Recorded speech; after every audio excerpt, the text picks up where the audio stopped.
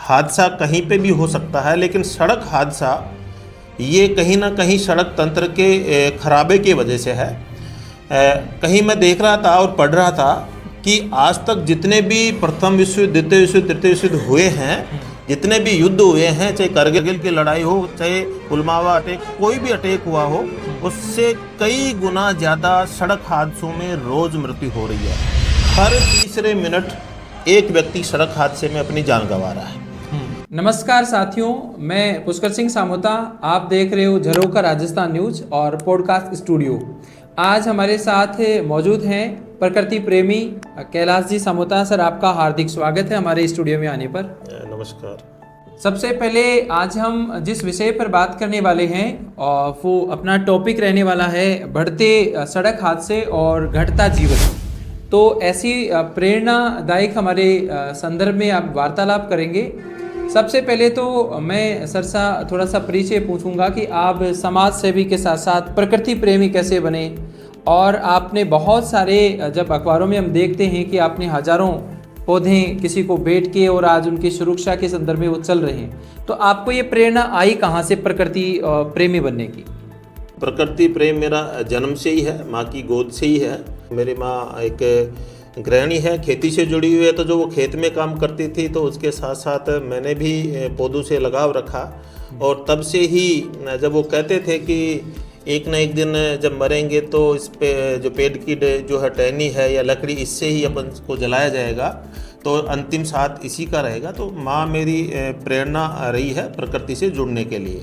बहुत अच्छी बात है, प्रकृति प्रेमी होना बहुत अच्छी बात है, उस पर भी हम वार्तालाप करेंगे। हमारा जो टॉपिक रहने वाला है सेशन में वो बढ़ते सड़क हादसे और घटता जीवन है। और इसमें मैं आपसे सबसे पहले पूछना चाहता हूँ कि आजकल आसपास हम देखते हैं सड़क दुर्घटना बहुत ज़्यादा होती है, उसका मेन रीज़न क्या रहता है, पर्पज़ क्या है कि भाई इस तरह से क्या करते हैं कि जब घर से निकलता है तो माँ थपथपाती, पीठ थपथपा के कहती है बेटा ध्यान से जाना, लेकिन फिर क्या अचानक उनको संदेश पहुंचता है, क्या कारण है? देखो पुष्कर जी, सड़क हादसा जो है, हादसा कहीं पे भी हो सकता है, लेकिन सड़क हादसा ये कहीं ना कहीं सड़क तंत्र के खराबे की वजह से है।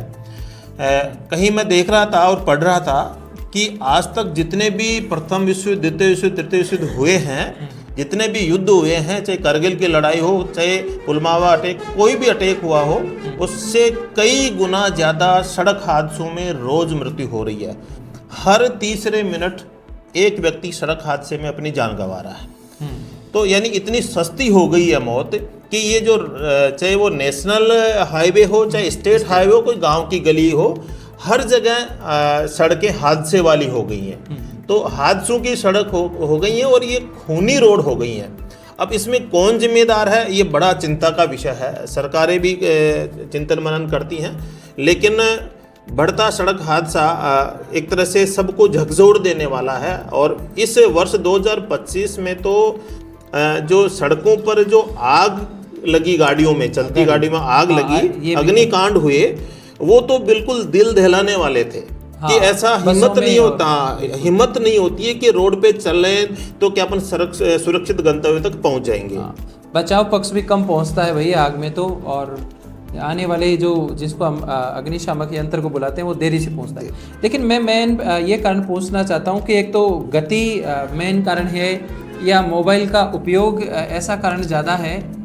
देखो, सड़क हादसों के कारण देखें तो सबसे पहले तो जो नेशनल हाईवे अथॉरिटी है, अपन नेशनल हाईवे की बात कर लें कि ये भारी वाहनों, हल्के वाहनों के चलने के लिए हाईवे बनते हैं। जैसे जिस नेशनल हाईवे 52 पे अपन बैठे हुए हैं, इस पे मैंने अखबारों में लगभग 25 साल से मैं लगातार जब से समझने लगा हूँ, मैं आर्टिकल लिख रहा हूँ कि 12-13 ऐसे डेथ पॉइंट हैं।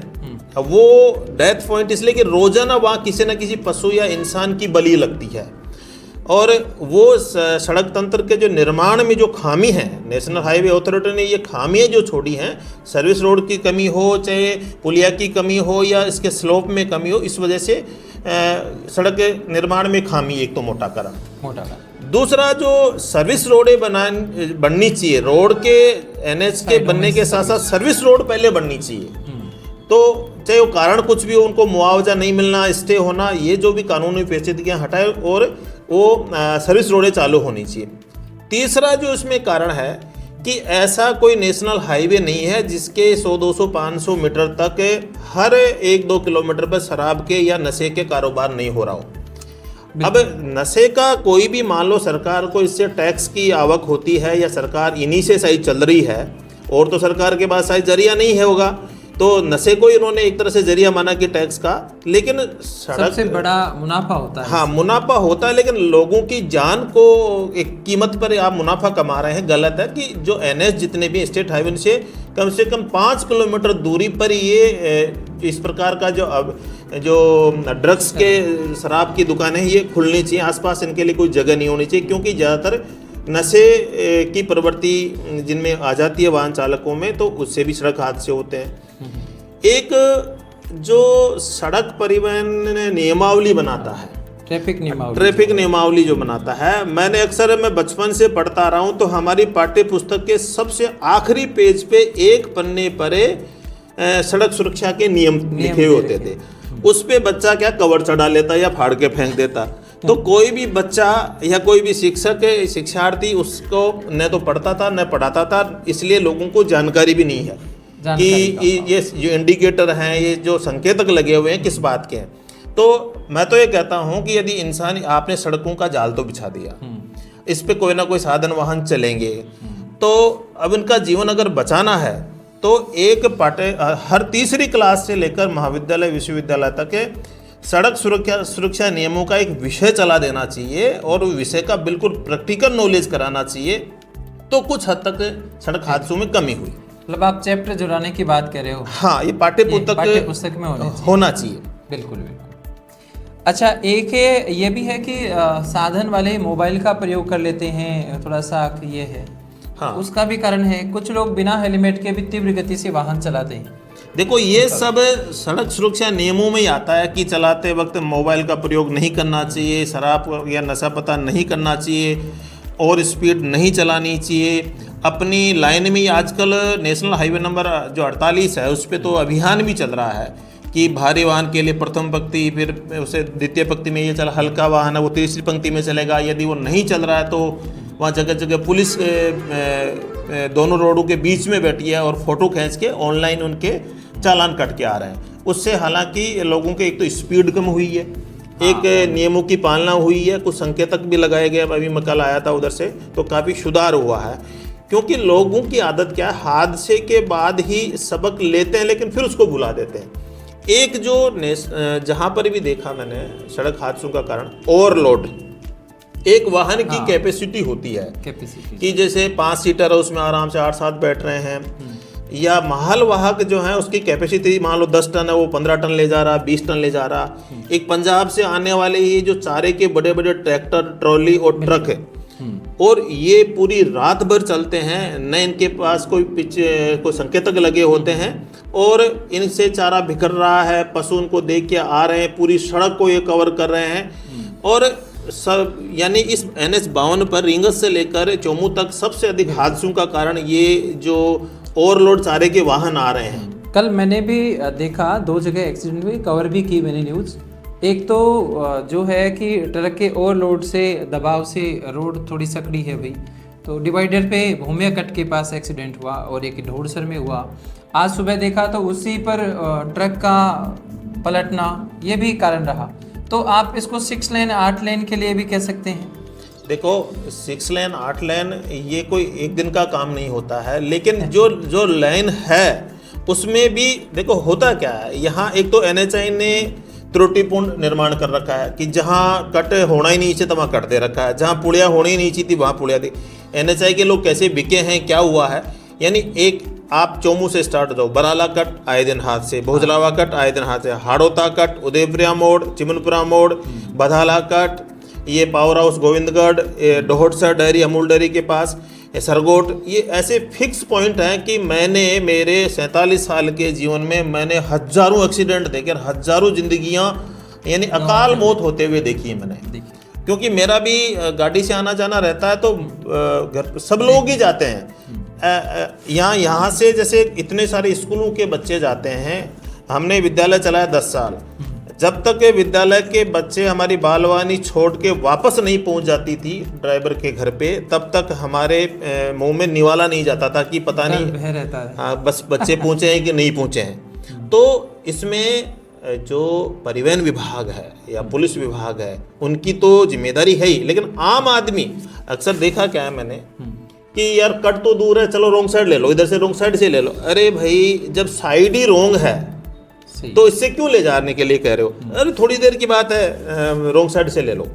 आम आदमी यहाँ एक चीज़ और देखिए, मैंने जो 2 व्हीलर वाहन देखे हैं, मैं कह रहा हूँ 80% के पास इनके पास इंश्योरेंस नहीं है, बिना हेलमेट के सफ़र कर रहे हैं, और स्पीड तो होती ही होती है। विशेष रूप से जो बच्चे दी है, जो एक तरह से जिनका अभी लाइसेंस नहीं बना, वो भी चला रहे हैं, क्योंकि ऐसे ऐसे इलेक्ट्रिक वाहन भी आ गए जिनके पेट्रोल डीजल का तो अब खर्चा रहा नहीं, वो सीधे भगा रहे हैं, बच्चे भगा के ले जा रहा है, माताएं बहनें भगा के ले जा रही हैं। तो जीवन बहुत अनमोल है और इसकी चिंता खुद को भी होनी चाहिए, परिवारजनों को भी होनी चाहिए और सरकारों को भी होनी चाहिए।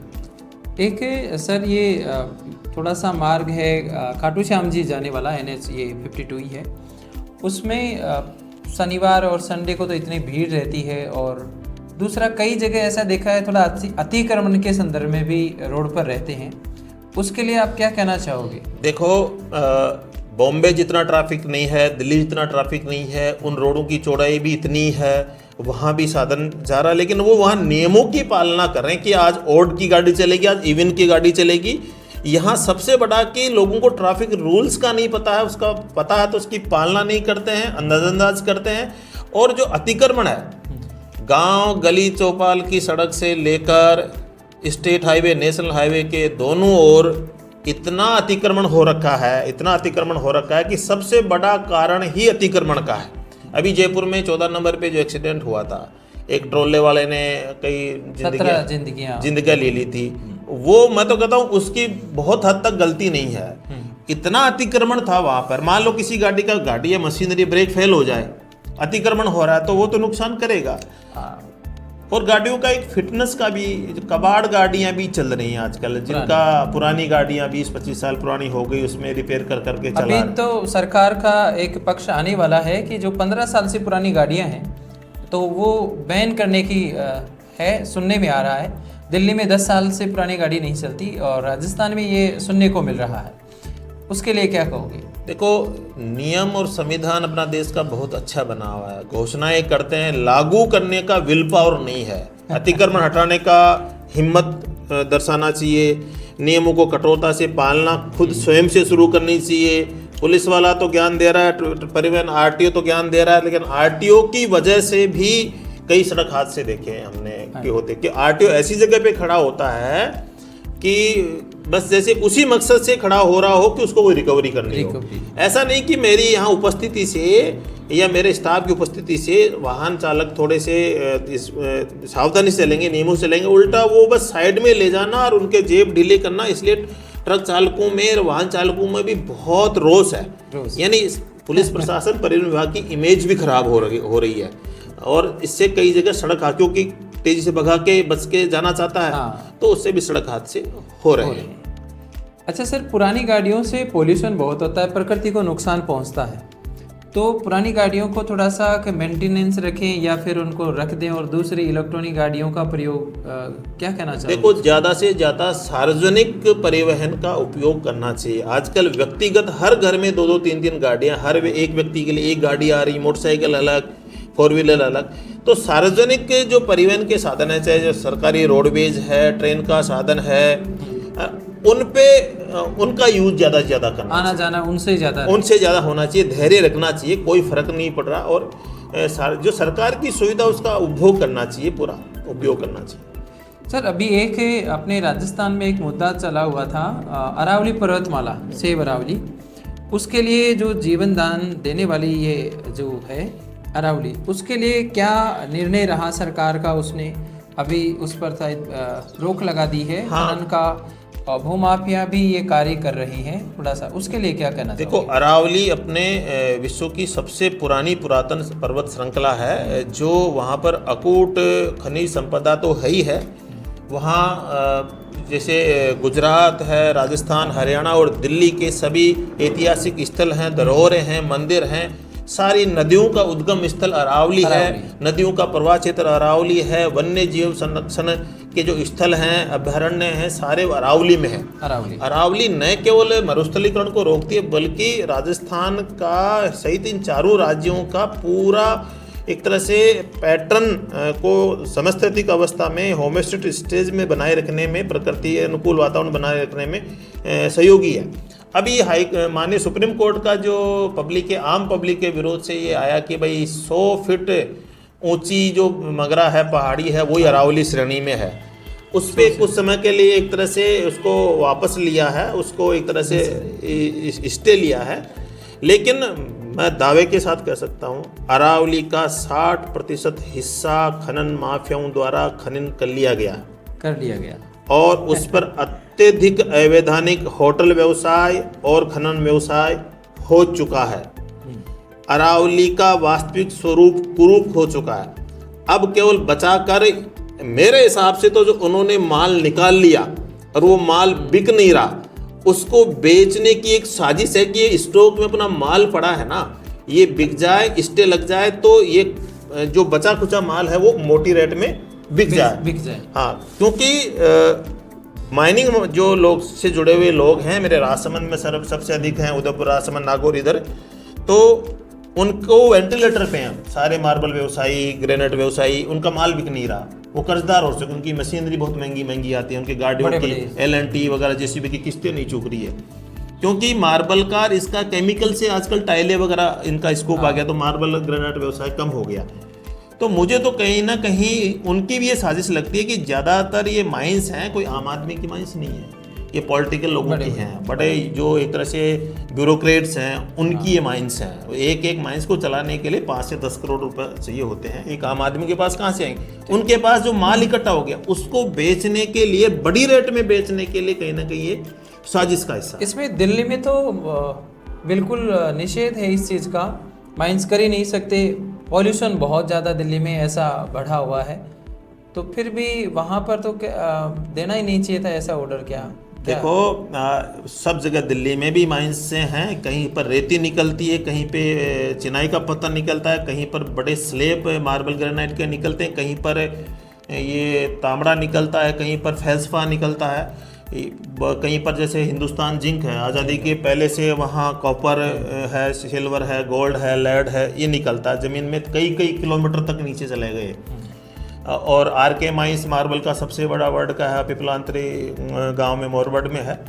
यानी अरावली बची ही नहीं है, ये कुछ जो बची हुई है या तो देवस्थान की वजह से बची हुई है, या कुछ वन विभाग का कुछ हिस्सा अभ्यारण्य है, या कुछ गढ़ किले की वजह से, या कुछ आबादी में लोग, बहुत से लगभग 19 जिले ऐसे हैं राजस्थान के जो अरावली में ही बसे हुए हैं, उनकी बहुत सी आबादी अरावली में, तो जो बसे हुए उनको तो कैसे उजाड़ सकते हैं। लेकिन ये कहना कि 1% पे ही खनन हुआ है, 2%, ये 60% अरावली को मारा जा चुका है।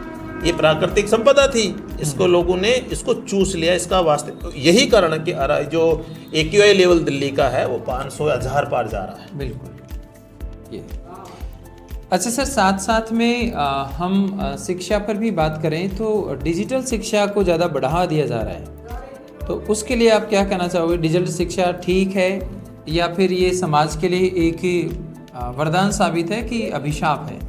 उसके लिए आप क्या कहोगे? शिक्षा तो प्रत्यक्ष शिक्षा, गुरुकुल पद्धति की शिक्षा, पुस्तक से पढ़ी हुई पढ़ाया हुआ लिया हुआ ज्ञान ही प्रभावी प्रगाढ़ था।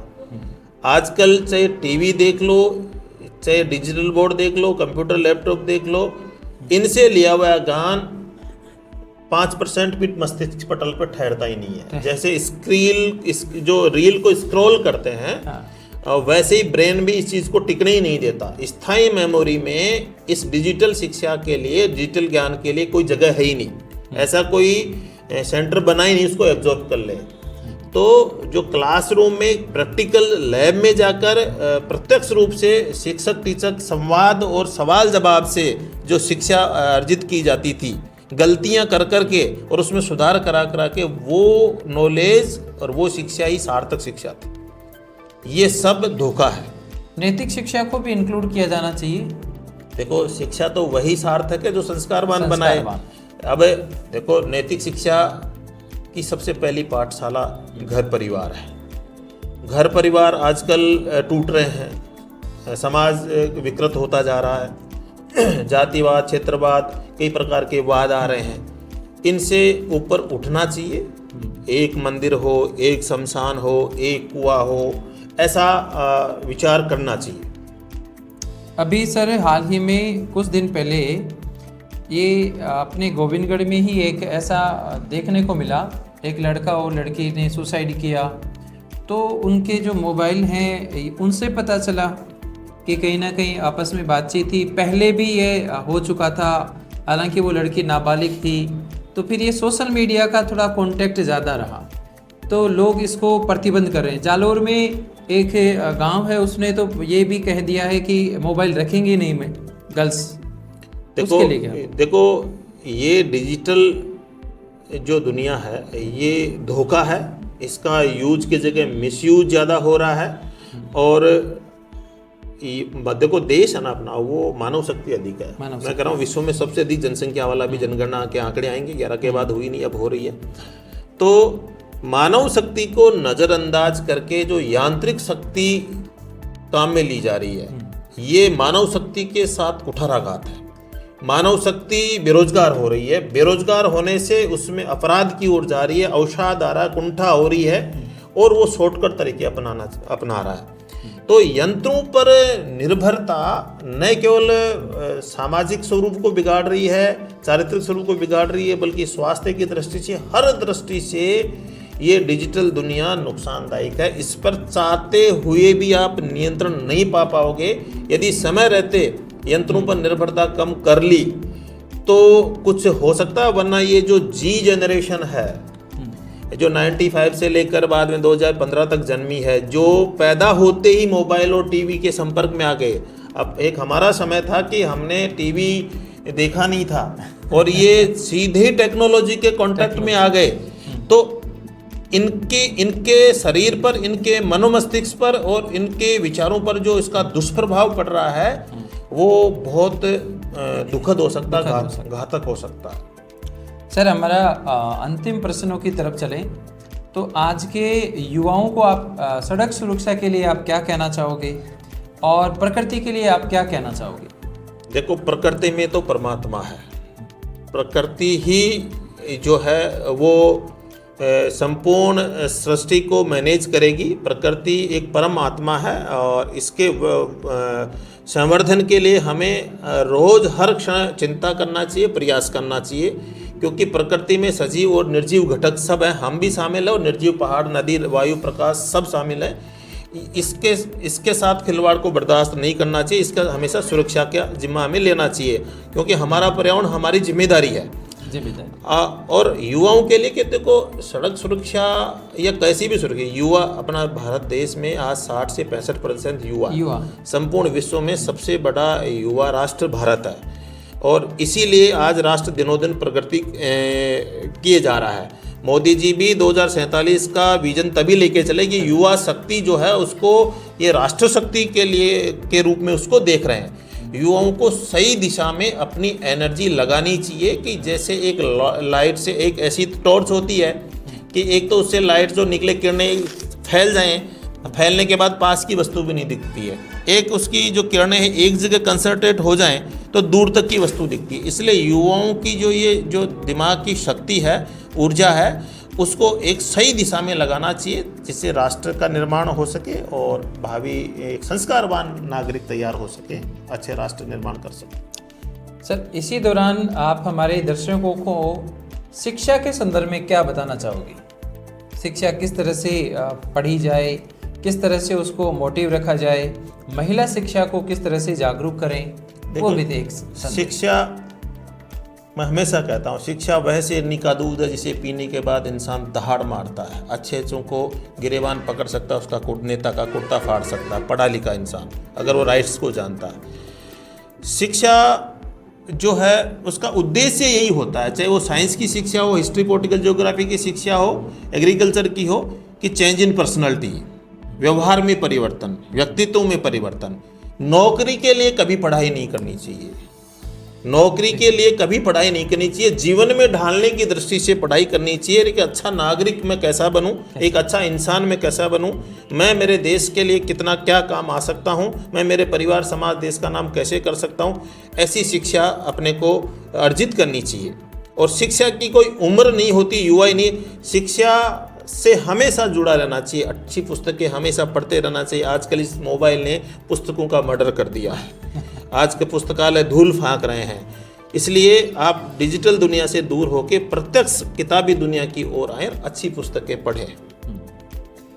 तो आपका सर बहुत बहुत धन्यवाद हमारे पॉडकास्ट स्टूडियो में आने पर। हमारे दर्शकों से आपकी जो बातें हैं उनसे ज्ञानवर्धक हैं, उनको सुनने से बहुत बहुत लाभ होगा। धन्यवाद सर।